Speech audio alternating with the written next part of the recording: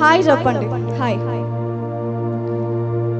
ఇప్పుడు for example ఊహించుకుందాం, మీ ఇంటికి చుట్టాలు వస్తున్నారు. ఎవరు వస్తున్నారు? చుట్టాలు వస్తున్నారని ఊహించుకుందాం. నేను జస్ట్ ఎగ్జాంపుల్ చెప్తున్నాను. మీ చుట్టాలకి మీరు కరెక్ట్గా తెలియలేదు. వాళ్ళు ఎక్కడో బస్ స్టాప్ దగ్గర ఎక్కడో ఆగిపోయారు.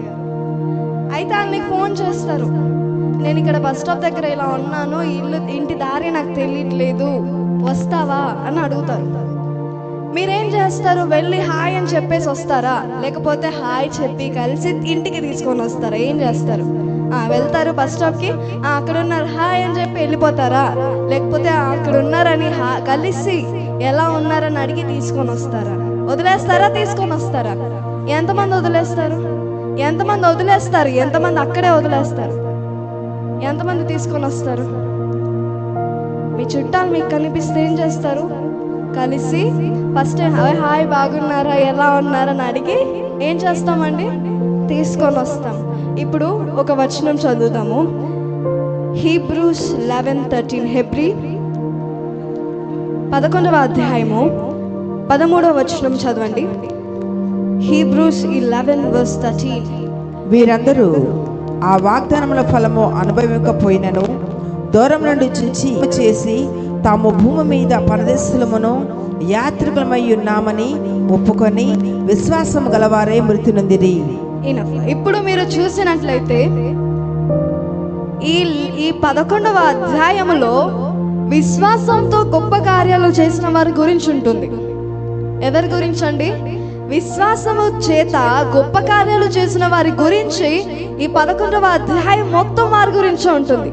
The main topic is faith. దేని గురించి? విశ్వాసము చేత గొప్ప కార్యాలు చేసిన వారి గురించి ఉంటుంది. అయితే ఇప్పుడు నేను మీకు చెప్పాను కదా, మీకు చుట్టాలు వస్తే ఏం చేస్తారండి? చూసి తీసుకొని వస్తారు. అయితే ఇప్పుడు ఎంతమందికి ఆశీర్వాదం కావాలి అంటే అందరూ అంటారు నాకు ఆశీర్వాదం కావాలి అంటారు. ఇప్పుడు నేను అడుగుతున్నాను, ఎంతమంది ఆశీర్వదించబడాలనుకుంటున్నారు? ఎంతమందికి ఆశీర్వాదం కావాలి? మీకు వద్దంటే మీరు కింద పెట్టేయండి, పర్లేదు, నో ప్రాబ్లం. ఆశీర్వాదం అంటది, నువ్వు కాకపోతే వేరే వాళ్ళ దగ్గరికి వెళ్తా అంటది. ఎంతమందికి కావాలి? ఇప్పుడు ఈ 11వ అధ్యాయము 13వ వచనం ఒకసారి బాగా చూసినట్లయితే అబ్రహాముకి దేవుడిచ్చిన ఆశీర్వాదం ఏంటి? నువ్వు జనములకు ఏమవుతావని చెప్పాడండి? తండ్రి అవుతావని దేవుడు అబ్రహాంకి ఆశీర్వాదం ఇచ్చాడు. అయితే ఇప్పుడు మా ఆశీర్వాదాలు అనేవి 2 రకాలుగా ఉంటాయండి. ఆశీర్వాదం ఎన్ని రకాలు ఉంటుంది? 2 రకాలు. ఒకటి నీ జీవితంలో జరిగే ఆశీర్వాదం, లేదంటే నీ జీవితంలో నీకు కనిపించే ఆశీర్వాదం. ఇంకొకటి నీ తరాలుగా అప్పుడు పనిచేసే ఆశీర్వాదం. అంటే నీ జీవితంలో పనిచేసే ఆశీర్వాదాలు వేరే ఉంటాయి. నీ జీవితంలో కాకుండా నీ తరాలలో ఉంటాయి కదా, నీ తర్వాత నీ పిల్లలు, మీ పిల్లల తర్వాత మీ పిల్లలు, వాళ్ళ తరంలో పనిచేసే ఆశీర్వాదం వేరే. ఇప్పుడు అబ్రహాంకి ఇచ్చిన ఆశీర్వాదం ఏంటి? నువ్వు జనములకు తండ్రి అవుతావు అని దేవుడు అబ్రహాంకి ఏం చేశాడంటే ఆశీర్వాదాన్ని ఇచ్చాడు. దేవుడు ఆశీర్వదించాడు, నువ్వు జనాలకి తండ్రి అవుతావు, నీ పిల్లలు ఎలా ఉంటారు? ఆకాశంలో నక్షత్రాల వల్లే, ఇసుక వల్లే ఉంటారని చెప్పాడు. అవునా కదా? ఎంతమంది చదివారు దాన్ని? సో అబ్రహాము జనములకు తండ్రిగా అవ్వడం అనేది తాను బ్రతుకున్నప్పుడు జరిగింది కాదు. ఆయన బ్రతుకున్నంత కాలం ఇస్సాకుకి మాత్రమే తండ్రిగా ఉన్నాడు. అవునా కదా? ఇస్సాకుకి, దాని తర్వాత ఇంకెవరికి? ఇష్మాయిల్కి తండ్రిగా ఉన్నాడు అబ్రహాం. అవునా కదా? సో ఇప్పుడు దేవుడు ఒక వాగ్దానం చేశాడు. ఏం చేశాడు? నేను నిన్ను జనములకు తండ్రిగా చేస్తాను అనే ఒక వాగ్దానం చేశాడు. కానీ ఆ వాగ్దానం అతని జీవితంలో కాదు, కానీ అతని తరతరాల వరకు నెరవేరే వాగ్దానం అది. నేను చెప్పింది మీకు అర్థమవుతుందా? అంటే ఇంకా మీకు ఇంకా క్లియర్గా చెప్పాలి అనుకుంటే, అంటే ఇప్పుడు ఫర్ ఎగ్జాంపుల్గా మీకు అర్థమయ్యేలా చెప్తాను. ఇప్పుడు దేవుడు అబ్రహాంకి వాగ్దానం చేశాడు, నీకు పిల్లలు లేరని ప్రార్థిస్తున్నావు కదా, సరే నీకు ఒక 50 మందిని పిల్లల్ని ఇస్తానని అన్నాడు అనుకోండి. జస్ట్ చెప్తున్నాను, 50 మెంబర్స్ నీకు సంతానంగా ఉంటారు అని చెప్పాను అనుకోండి. 50 మెంబర్స్ ఒక కౌంట్ చెప్తున్నా మీకు అర్థం అవడం కోసం. అయితే ఇప్పుడు ఈ 50 మెంబర్స్ అనే దేవుని ఆశీర్వాదము అబ్రహాము తరంలో మాత్రమే కాదు, కానీ అబ్రహాము తరంలోను, ఇస్సాకు తరంలోను, యాకోబు తరంలోను కూడా 3 తరాల వరకు జరిగిన ఆశీర్వాదం అది. అంటే అబ్రహాంకి ఎంతమంది పిల్లలు? 2.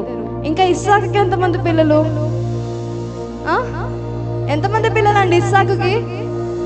యాకోబుకి 12 మంది. అంటే అబ్రహాముకి 2, ఇస్సాకుకి 2, యాకోబుకి 12 మంది. అంటే ఇలా ఇలా ఇలా లెక్కేసుకుంటూ పోతే అబ్రహాము తండ్రిగా ఉంటాడు, కానీ అంటే great great great great great grand ఫాదర్గా ఉంటాడు. మీకు ఇంకా దాని తెలుగులో ఏమంటారు నాకు తెలియదు. అంటే మీ తాత మీ తాత ఎలాగా? మీ తాత ముత్తాతలు, మీ తాతలకి మీరు పిల్లలు, అవునా కదా? మీరు పిల్లలు కదా, మీ తాతలకి మీరు కొడుకులు కూతురులే కదా.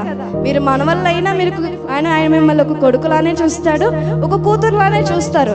అదే విధంగా అబ్రహాము జీవితంలో దేవుడు వాగ్దానం చేస్తాడు, నేను నిన్ను జన్మలకు తండ్రిగా నియమిస్తాను, నేను నిన్ను జన్మలకు తండ్రిగా, నీ సంతానం గొప్పగా నేను చేస్తానని అబ్రహాము ఆ వాగ్దానాన్ని పొందుకున్నాడు, ఆ ఆశీర్వాదాన్ని పొందుకున్నాడు.